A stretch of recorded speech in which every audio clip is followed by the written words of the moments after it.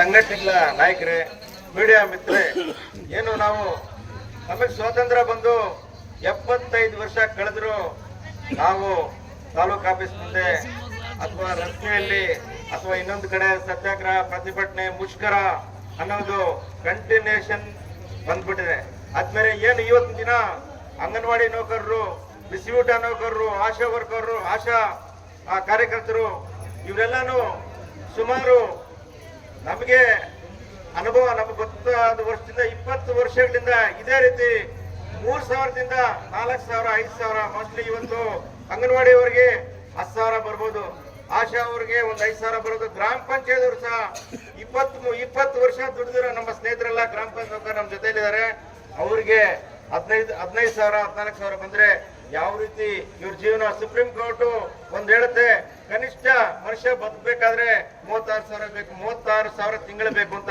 ಅದೇ ರೀತಿ ನಮ್ಮ ಡಿಮ್ಯಾಂಡು ಸುಮಾರು ವರ್ಷದಿಂದ ಸುಮಾರು ಹೋರಾಟಗಳಲ್ಲಿ ನಮ್ಮ ಪಾರ್ಲಿಮೆಂಟ್ ಇರ್ಬೋದು, ಅಸೆಂಬ್ಲಿ ಇರ್ಬೋದು, ನಾವು ನಮ್ಮ ಹೋರಾಟ ಈ ರೀತಿ ಇದೆ. ಏನು ಕನಿಷ್ಠ ವೇತನ 36,000 ಏನು ಈ ಸ್ಕೀಮ್ ವರ್ಕರ್ಸ್ಗೆ ಮಾಡಿ ಮತ್ತೆ ಅವ್ರನ್ನ ಕಾಯಂಗೊಳಿಸಿ ಅನ್ನೋದು ನಾವು ನಿರಂತರವಾಗಿ ಪ್ರತಿಭಟನೆ ಮಾಡ್ತಾ ಇದ್ರು. ಅವರು ಏನು ನಮ್ಮ ಪ್ರತಿಭಟನೆಗೆ ಒಂದು 500 ರೂಪಾಯಿ ಇರ್ಬೋದು ಅಥವಾ 1,000 ಇರ್ಬೋದು. ಆದ್ಮೇಲೆ ಯಾವ ರೀತಿ ಮೊನ್ನೆ ವಿಧಾನಸೌಧ ಅಥವಾ ವಿಧಾನ ಏನು ನಮ್ಮ ಶಾಸಕರು ಮತ್ತೆ ಪಾರ್ಲಿಮೆಂಟ್ ಅಲ್ಲಿ ನಿಮ್ಗೆಲ್ಲ ಗೊತ್ತಿದೆ, ಅವ್ರದ್ದು ಏನು ಶಾಸಕಾಂಗದಲ್ಲೇ ಏನು ಅವ್ರ ವೇತನ ಲಕ್ಷಾಂತರ ರೂಪಾಯಿ ರೈಸ್ ಮಾಡ್ಕೊಂಡಿದ್ದಾರೆ.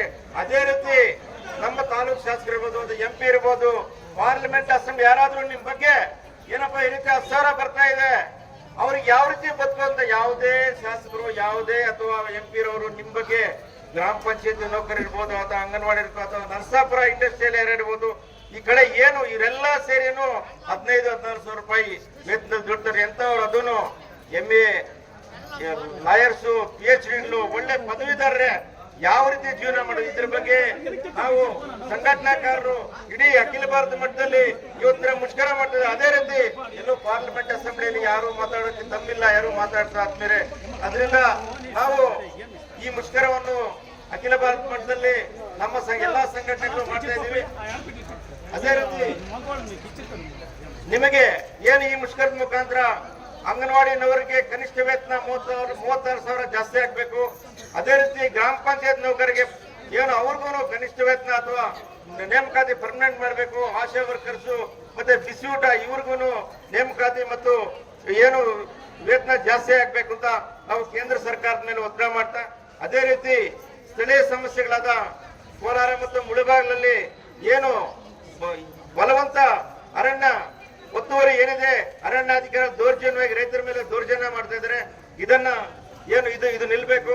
ಅದೇ ರೀತಿ ತಾಲೂಕಲ್ಲಿ ಈ 4-5 ವರ್ಷದಲ್ಲಿ ಸುಮಾರು 15 ಲಕ್ಷ ಅರ್ಜಿಗಳು ಏನು ಉಳುಮೆ ಮಾಡೋ ರೈತರು 15 ಲಕ್ಷ ಅರ್ಜಿ ಹಾಕಿದ್ದಾರೆ. ಅವ್ರಿಗೆ ಇದುವರೆಗೂ ಸಾಗುವಳಿ ಕೊಟ್ಟಿಲ್ಲ. ಸಾಗುವಳಿ ಕೊಡಬೇಕಾದ್ರೆ ಲಕ್ಷಾಂತರ ರೂಪಾಯಿಗಳು ಬಯಸ್ತಾ ಇದ್ದಾರೆ ತಾಲೂಕಿನ ಅಧಿಕಾರಿಗಳು. ಇದೆಲ್ಲ ನಿಲ್ಲಬೇಕು. ಅದೇ ರೀತಿ ಉಳುವವನಿಗೆ ಏನು ಈಗ 14,000 ಏನಿದೆಯೋ ಅದು ಬೇರೆ ರದ್ದು ಮಾಡ್ಬಿಡ್ತೀವಿ. ನಮ್ಮಲ್ಲಿ ಭೂಮಿ ಲಭ್ಯವಿಲ್ಲ ಭೂಮಿ ಅಂತ ಅದನ್ನ ಏನ್ 14,000 ರದ್ದು ಮಾಡಿದಾರೋ ಅದನ್ನ ಪುನಃ ಸೇರಿಸ್ಕೊಂಡು ಎಲ್ಲಾ ರೈತರಿಗೂ ಸಾಗುವಳಿ ಕೊಡಬೇಕು. ಮತ್ತೆ ಏನು ಕೋಡಿ ಸರ್ಕಾರ ಕೃಷ್ಣ ಬೈರೇಗೌಡ ಏನು ಕಾಂಗ್ರೆಸ್ ಸರ್ಕಾರ ಇರ್ಬೋದು, ಯಾರೇ ಇರ್ಬೋದು, ಆ ಕೃಷ್ಣ ಬೈರೇಗೌಡ ಒಬ್ಬರು ಬಿಟ್ರೆ ಇಡೀ ಕರ್ನಾಟಕ ರಾಜ್ಯದಲ್ಲಿ ರೈತರ ಬಗ್ಗೆ, ರೈತರ ಸಮಸ್ಯೆಗಳ ಬಗ್ಗೆ, ಭೂಮಿ ಬಗ್ಗೆ ಮಾತಾಡೋರಿಲ್ಲ. ಅವ್ರು ಏನ್ ಹೇಳಿದ್ರು ಇಲ್ಲೂ ಅಯ್ಯೋ ಬಿಡಪ್ಪ, ಅದು ಪೇಪರ್ ಅಲ್ಲಿ ಇರುತ್ತೆ, ಕೃಷ್ಣ ಬೈರೇಗೌಡ ಇಲ್ಲೇನಾಗುತ್ತೆ ನಮ್ಮ ಬಡ್ಡಿದ್ದಾರೆ. ಅದನ್ನು ಕೋಡಿಗಳು ತುಂಬಾ ಮಂದಗತಿಯಲ್ಲಿ ಕೋಡಿಗಳು ಸಹ ಲಕ್ಷಾಂತರ ರೂಪಾಯಿ ಖರ್ಚು ಮಾಡೋ ಪರಿಸ್ಥಿತಿ ತಮ್ಗೆಲ್ರಿಗೂ ಗೊತ್ತಿದೆ. ಆದ್ರೆ ಇಲ್ಲಿ ಬರುವ ಎಲ್ಲ ರಿಯಲ್ ಎಸ್ಟೇಟ್ ಮಾಫಿಯಾಗಳು ಬರ್ತಾರೆ, ಅವ್ರ ಕೆಲಸ ಅವ್ರು ಮಾಡಿಸ್ಕೊಂಡು ಹೋಗ್ತಾರೆ. ಬೇರೆ ಬೇರೆ ಪಕ್ಷದ ನಾಯಕರು ಬರ್ತಾರೆ, ಒಳಗೆ ಕೂತ್ಕೊಳ್ತಾರೆ, ಮಾಡಿಸ್ಕೊಂಡು ಹೋಗ್ತಾರೆ. ಕಾಮನ್ ರೈತರು ಯಾರ್ದು ಇಲ್ಲಿ ಕೆಲಸ ಆಗ್ತಾ ಇಲ್ಲ. ಆದ್ಮೇಲೆ ಅದಕ್ಕೆ ಮುಂದೊಂದು ದಿನ ಇದು ಕೇಂದ್ರ ಸರ್ಕಾರದ ಮುಷ್ಕರ, ಅದ್ರ ಸ್ಥಳೀಯ ಸಮಸ್ಯೆಗಳು ಜಾಸ್ತಿ ಮಾತಾಡಕ್ ಆಗ್ತಿಲ್ಲ. ಮುಂದಿನ ದಿನಗಳಲ್ಲಿ ನಾವು ರೈತರ ಸಮಸ್ಯೆಗಳ ಬಗ್ಗೆ, ಸಾಗುವಳಿ ಚೀಟಿ ಬಗ್ಗೆ, ದುರಸ್ತಿ ಬಗ್ಗೆ, ಏನು ಬೆಲೆ, ರೈತರ ಒಂದು ಕಳಪೆ ಬಿತ್ತನೆ ಬೀಜ, ಕಳಪೆ ನರ್ಸರಿ ಇಂಥವುಗಳ ಬಗ್ಗೆ ಮುಂದಿನ ದಿನ ನಿರಂತರವಾಗಿ ನಾವಿಲ್ಲಿ ಅನಿರ್ದಿಷ್ಟವಾದ ವರದಿ, ಅನಿರ್ದಿಷ್ಟವಾದ ಮುಷ್ಕರ ಇಲ್ಲೇ ನಾವು ಎಲ್ಲಾ ಸಮಸ್ಯೆಗಳು ಪರಿಹಾರ ಆಗುವವರೆಗೂ ಒಂದ್ ತಿಂಗಳಾಗ್ಲಿ ನಮ್ಗೆಲ್ಲ ಗೊತ್ತು. ಮುಂದೊಂದ್ ದಿನ ನಾವು ನಮ್ಮ ಗೋಪಾಲ ನಾವೆಲ್ಲ ಸೇರಿ 3 ತಿಂಗಳು ಸತ್ಯಾಗ್ರಹ ಮಾಡಿದ್ವಿ. ಅದೇ ರೀತಿ ಮುಂದಿನ ದಿನ ಏನು ಭೀಮು ಬಗ್ಗೆ ಅಥವಾ ಕೋಳಿ ಬಗ್ಗೆ ಅಥವಾ ಕಳಪೆ ಬೀಜ ನರ್ಸರಿ ಏನ್ ರೈತರು ಯಾರಿಗೂ ಗೊತ್ತಾಗ್ತಲ್ಲ, MLA MP ಯಾರು ಮಾತಾಡೋದಿಲ್ಲ. ಕಳಪೆ ಬೀಜ, ಕಳಪೆ ನರ್ಸರಿ, ಬೆಳೆನೇ ಬರಲ್ಲ, ಬೆಳೆ ಬೆಳಿತೀವಿ, ಬೆಳೆ ಬರಲ್ಲ ಲಾಸ್ಟ್ ಅಲ್ಲಿ. ಇಂಥದ್ ವಿರುದ್ಧ ಇನ್ನೊಂದ್ ದಿನ ನಾವು ಇದೇ ತಾಲೂಕು ಕಚೇರಿ ಮುಂದೆ ನಮ್ಮ ಏನು ಇಲ್ಲಿ ಏನ್ ಸೇರ್ತೀವಿ, ನಮ್ಮ ದಲಿತ ಸಂಘಟನೆಗಳು, ಹಸಿರು ಸೇನೆಯವರು, ಇನ್ನು ಎಲ್ಲರ ನೇತೃತ್ವದಲ್ಲಿ ನಾವು ಮುಂದಿನ ದಿನ ಇಲ್ಲಿ CPM ನೇತೃತ್ವ ಹೋರಾಟ ಹಮ್ಮಿಕೊಳ್ತೀವಿ ಅಂತ ಹೇಳ್ಬಿಟ್ಟು ಇಷ್ಟು ಮಾತಾಡಕ್ಕೆ ನನ್ಗೆ ಅವಕಾಶ ಕೊಟ್ಟ ನಿಮ್ಮೆಲ್ಲರಿಗೂ ಒಂದು ಮಾತು ಮುಗಿಸ್ತೇನೆ.